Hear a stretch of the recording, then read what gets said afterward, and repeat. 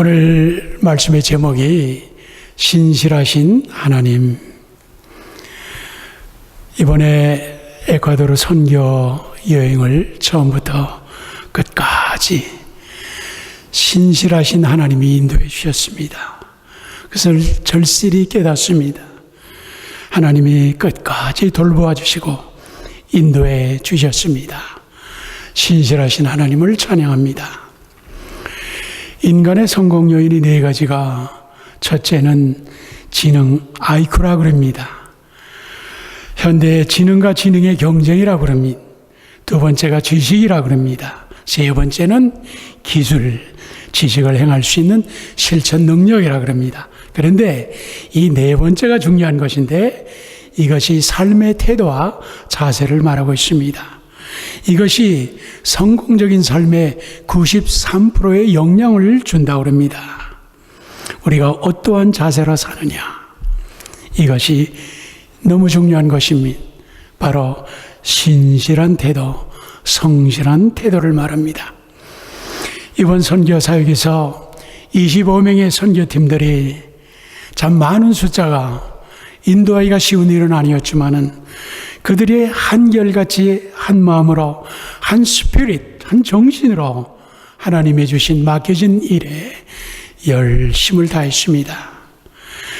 우리 청소년들이 BBS를 열심을 다하여 그 주의 가난한 지역의 어린아이들을 진심으로 사랑하는 마음으로 대해주는 모습을 보았습니다.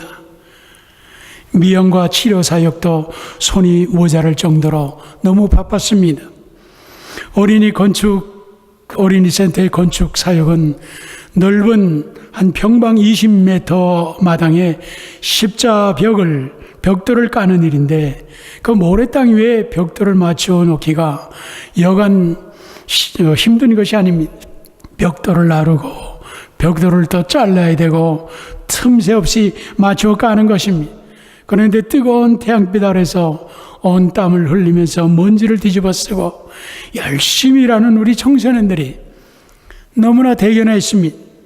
한 사람도 불평이나 게으르고 나태한 사람이 없이 전부가 하나가 되어 기쁨으로 그 일을 감당하는 모습을 보았습니다. 바로 그 어린이 센터에서 이제 수백 명의 어린아이들이 매일 방과 후에 모여가지고 예수님을 배우고 신앙으로 자라는 모습을 보게 되었습니다. 장래일이지만은 신실한 태도, 이 성실한 태도가 신앙적인 성공적인 자세인 것입니다. 우리 하나님은 신실하십니다. 성경은 신실한 하나님의 구속의 역사를 말씀하고 있습니다. 인류의 구원을 목적을 위해서 이스라엘을 준비하고 예수 그리스도를 보내시고 예수 그리스도를 믿고 순종하는 자에게 약속과 그 기업의 약속과 축복을 예비하셨습니다. 신실한 하나님, 바로 언약의 하나님이십니다. 의리의 하나님이시여 끝까지 사랑하시는 하나님, 그리고 용서하시는 하나님, 우리 신실하신 하나님을 이 시간에 생각해 보겠습니다. 신실한 하나님의 섭리가 있습니다. 오늘 본문은 스데반이 어느 때보다도 성령이 충만하여 마지막 설교를 하는 모습을 봅니다. 스데반 앞에는 악한 감정을 품은 살기등등한 사람들이 있습니다. 그런데 스데반의 얼굴은 천사의 모습을 하고 있습니다. 스데반의 설교의 제목이 하나님의 구원의 역사입니다. 하나님의 구원하시는 경륜과 섭리가 그 역사 속에서 신실하게 이루어지고 있는 것을 설교하는 것입니다. 스데반은 이스라엘 백성이 애굽으로 가는 역사적인 사건을 중심으로 해서 요셉의 얘기를 특별히 하고 있습니다. 오늘 요셉의 얘기를 통해서 신실하신 하나님을 증거하고 있습니다. 요셉이 17살 때에 형들로 인하여 애굽의 노예로 팔려가면서 30세 애굽의 총리로 세움을 입을 때까지 그의 생애는 실로 고난과 시련으로 얼룩졌습니다. 요셉이 야곱이 나이 많은 노년에 사랑하는 그 라헬을 통해서 얻은 아들이기에 그 요셉을 특별히 사랑하고 관심을 주었습니다. 이러한 아버지의 편애로 인하여 다른 형제들의 시기와 질투를 사게 되었고, 두 번이나 꿈 얘기를 하면서도 이 건방진 동생을 형들이 더욱 시기하고 미워하게 되었습니다. 한 번은 요셉의 형들이 세겜이라는 지역에 양을 치고 있을 때 아버지가 요셉을 형들의 안부를 알아보기 위해서 보내었어요. 그런데 형들은 모처럼 자기들의 안부를 물으러 온 동생 요셉이 가까이 오는 것을 보고 증오의 눈길로 볼 뿐 아니라 이번에 이 요셉을 죽여 없애버리려고 작정을 하는 것입니다. 그러다가 맏형인 루벤의 중재로 다행히 죽임은 면하지만은 일단 마른 우물 속에 넣었다가 다음날 애굽으로 향하는 대상에게 은 20세겔의 노예로 팝니다. 그의 형들은 요셉에게서 벗긴 채색 옷을 갈기갈기 찢어서 양의 피를 발라가지고 아버지 그 야곱에게는 맹수에게 찢겨 죽였다고 거짓 보고를 합니다. 얼마나 이 같은 형제끼리 악한 일입니까? 이것은 살인 미수에다가 인신매매에다가 허위 보고에다가 13년 동안 아버지 야곱을 요셉의 죽음을 슬퍼하며 통탄하면서 비참하게 살게 했습니다. 얼마나 불의한 짓을 했습니까? 요셉은 애굽 왕의 시위대장 보디발의 집으로 종으로 팔렸어요. 그 당시 이 종이라는 것은 완전히 짐승과 같은 그러한 직분이었습니다. 애굽에서 종살이가 시작되면서 애매한 누명을 쓰고 또 감옥에도 감치게 되고 요셉의 인생은 파란만장한 말로 표현할 수 없는 인생길을 걷게 됩니다. 그런데요, 하나님이 사랑하는 자는 반드시 아름다운 온실과 순풍으로 인도하는 것은 아닙니다. 많은 경우에 뜨거운 사막이나 차가운 광야의 길로 들어가게 합니다. 거기서 그 광야에서 하나님께서 은혜를 주시고 그 광야에서 이길 힘을 주시고 그 광야에서 꽃을 피우는 영광된 그릇으로 키우는 것입니다. 이것이 신실하신 하나님의 섭리입니다. 여러분, 우리 성도의 고난에는 하나님의 섭리가 있습니다. 모든 것을 합하여 선을 이루시는 신실한 하나님의 목적이 있어요. 그래서 결국 강한 믿음의 용사로 키우는 것입니다. 그래서 두 번째는 신실한 하나님을 바라보십시오. 언제 어떠한 환경 속에서든지 나와 함께 하시는 하나님을 바라보십시오. 이번 선교 기간 동안에 매일 아침 6시 30분에 다 같이 모여가지고 경건의 시간을 가졌어요. 매일 시편 23장을 절마다 묵상을 했습니다. 4절에 보게 되면 내가 사망의 음침한 골짜기로 다닐지라도 해를 두려워하지 않을 것은 주께서 나와 함께 하심이라. 이 사망의 골짜기에서도 사망의 골짜기와 같은 그 인생의 혼란과 고난을 겪은다 할지라도 주께서 함께 하신다. 그러므로 두려워하지 아니하리라. 주님께서 나와 함께 하신다. 주님이 나를 알고 계신다. 주님은 내 편이시다. 주님이 나를 도우신다. 우리는 주 안에서 승리할 수가 있다. 이것이 임마누엘의 믿음입니다. 나의 목자 되시는 예수님을 바라보십시오. 요셉은 애굽 장사꾼의 노예로 팔렸을 때 보통 사람 같으면 자기를 팔아넘긴 참 원수 같은 이 형제들을 원망하고 세상을 비관하며 자포자기에 빠질 수도 있었습니다. 그러나 요셉은 항상 함께 하시는 하나님을 바라보았습니다.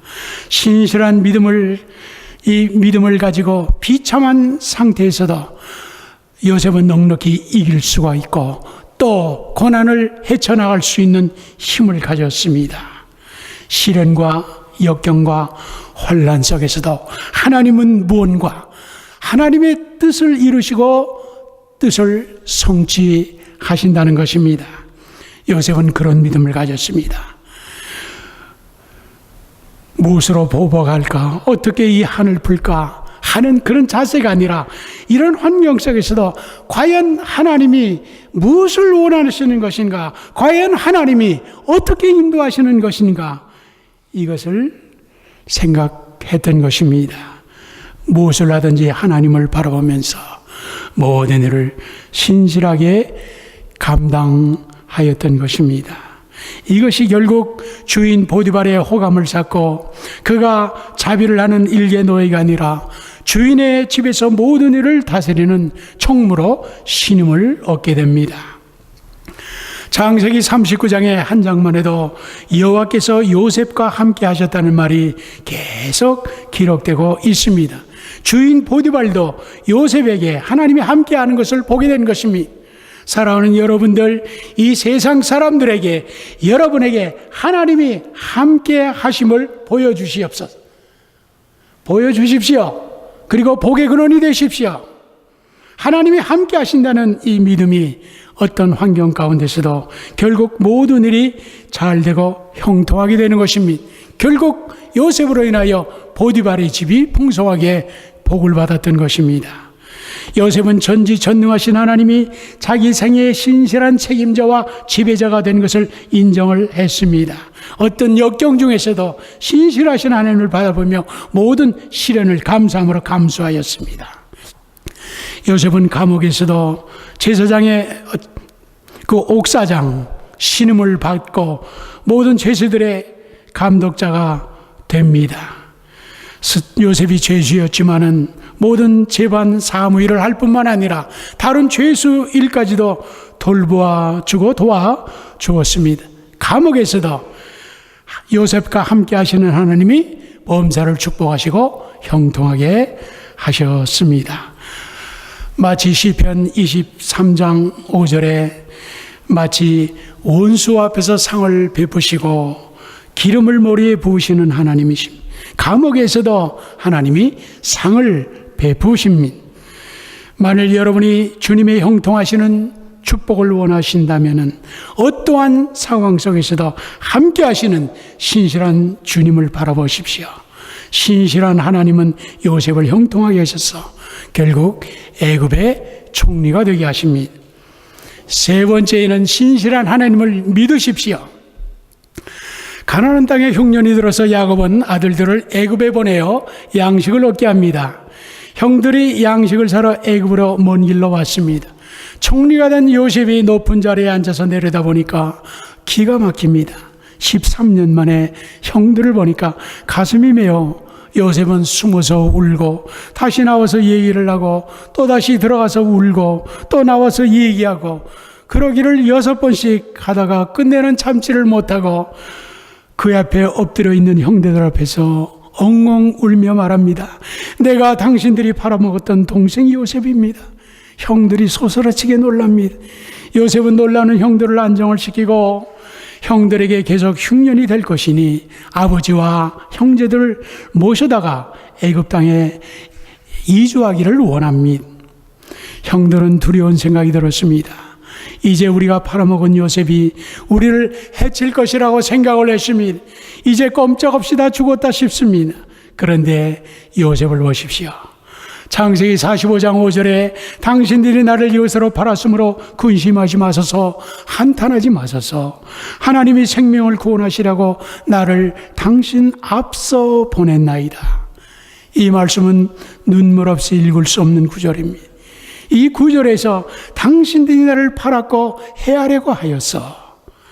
그러나 하나님이 구원하였어 대조되고 있습니다. 요셉은 형들에게 당한 억울한 일이며 고통을 겪은 일이며 분통한 일이라도 이 모든 것은 하나님이 행하신 일로 선하게 생각하는 것입니다. 요셉이 형들이 나를 팔아먹은 것이 아니라 하나님이 보내셔서 여기에 왔나라고 말합니다. 여기에 be sold, 내가 팔려온 것이 아니라 be sent, 보냄을 받았다 이렇게 말합니다. be sold와 be sent는 엄청난 차이가 있습니다. 여러분 지금 어려운 환경에 있습니까? 내가 할 수가 없어서 재수가 없어서 억지로 여기에 온 것입니까? 아닙니다. 하나님이 보내서 온 것입니다. 여러분 이 자리에 팔려왔습니까? 아니면은 보냄을 받았습니까? 한번 생각해 보시기 바랍니다. 한 여자가 시집을 왔어요. 알고 보니까 잘못 갔어요. 가서 보니 고생을 죽도록 합니다. 지금 시집을 잘못 왔다고 원망할 것입니까? 아니면은 하나님이 보내셨으니 하나님의 섭리를 찾겠습니까? 내가 어느 직장에 왔는데 잘못 온 것 같아서 불평을 많이 합니다. 그러나 있을 동안에 하나님이 보내주셨다고 생각하십시오. 여러분이 우리 교회에 오신 것도 하나님이 보내주셨다고 생각하십시오. 하나님이 보내주시고 내가 여기에 있는 것입니다. be sold, 팔려온 것이 아닙니다. be sent, 하나님이 보내주신 것입니다. 이것이 바로 그리스도인의 존재의식입니다. 하나님이 보낸 사람들입니다. 이번 선교팀을 통해서 교회에서 출발할 때 한 가지 선포한 말씀이 있습니다. 이번 선교 여행은 거룩하고 엄숙한 여행입니다. 왜냐하면 하나님이 우리와 함께 계시기 때문입니다. 왜냐하면 하나님이 에콰도르로 우리 선교팀을 보내시기 때문입니다. 그러므로 이제부터 한 걸음씩 인도하시는 하나님을 바라보십시오 말씀드렸습니다. 우리 어제 큐티 말씀에 완성된 성막을 통하여 하나님이 먼저 관유, 어노인팅 오일로서 모든 성막 기구와 제사장에게 다 이렇게 발라주면서 거룩하게 합니다. 우리 선교팀들에게 성령의 기름으로 거룩하게 한 것입니다. 그러므로 이제 하나님 앞에서 거룩할 때 하나님이 쓰이는 도구가 되는 것입니다. 여러분 지금 예배드리는 이 시간 하나님은 성령의 기름으로 여러분 각자를 어노인팅하면서 거룩하게 하시는 것을 믿으시기 바랍니다. 내가 거룩하니 너희도 거룩하라.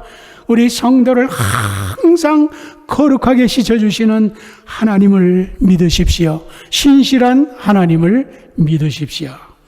네 번째, 이 신실한 하나님께 모든 것을 맡기십시오. 창세기 50장 19절 21절에 보게 되면은 요셉이 말합니다. 당신들은 두려워하지 마소서. 내가 당신들과 당신들의 자녀를 기르리이다 하고 강력한 말로 권유를 합니다. 형들이 요셉에게 용서를 빌자 요셉은 형들을 위로하면서 말한 것입니다.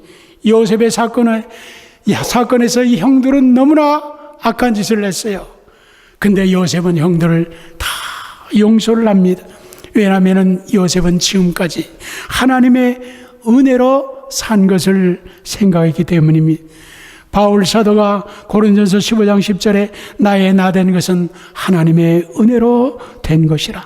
모든 것이 다 하나님의 은혜로 된 것인데 내가 지금에 와서 억울하다고 누구를 비판하고 누구를 보복하겠습니까? 어디까지나 내가 할 일은 용서뿐입니다. 예수님도 십자가에 못 박는 원수들을 향하여서 하나님이여 저들의 죄를 사하여 주옵소서. 바로 인간의 죄가 관영에 이르렀으나 하나님께서는 그 십자가를 통해서 놀라운 용서를 오늘도 베풀고 계십니다. 요셉은 신실한 하나님께 모든 것을 다 맡겼습니다. 어떤 환난이나 역경이 휘몰아쳐도 하나님이 이제 이 모든 일을 처리하시고 인도하실 것을 믿었습니다. 요셉은 사람 때문에 실망하지 않았고 환경 때문에 낙심하지 않았습니다. 악을 선으로 불행을 복으로 바꿔주시는 신실하신 하나님께 모든 것을 맡겼습니다. 이제는 하나님이 알아서 하십시오. 우리는 겸손하게 하나님의 절대 주권을 믿고 하나님이 하시는 일을 바라봐야 됩니다. 하나님을 사랑하는 자, 그 뜻대로 부르심을 입은 자들에게 모든 것을 선이나 악이나 불행이나 좋은 것이나 나쁜 것이나 모든 것을 합해서 결국은 장이야 선을 이루시는 하나님을 믿으십시오. 혹시 고난 중에 있는 분이 있습니까? 인생의 드라마 속의 주인공처럼 사시는 분이 있습니까? 그런 사람일수록 하나님의 역사와 섭리가 강할 수 있습니다. 운동 경기에서 꼴찌하는 사람이 방향을 바꾸면 1등할 수가 있습니다. 세상에서 꼴찌하는 사람이 천국에서 1등할 수가 있습니다.